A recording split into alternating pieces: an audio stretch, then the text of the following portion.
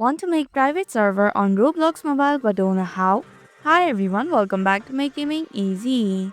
In this video, I'll show you some quick and easy steps on how to make private server on Roblox mobile. So without any further ado, let's get started. At the top of your screen, you'll see a search icon. Tap on it to start. Now tap the name of the game that you want to play into the search bar and select it from the results. Tap on the game to open its page. Then scroll down until you find the servers section and tap on it. Once you're in the servers section, tap on the Create Private Server button. Enter a name for your server and tap on the Buy Now button to confirm your purchase. If you want to make any changes in your server, tap on the Customize button. Here you can set who can join your server and adjust other settings.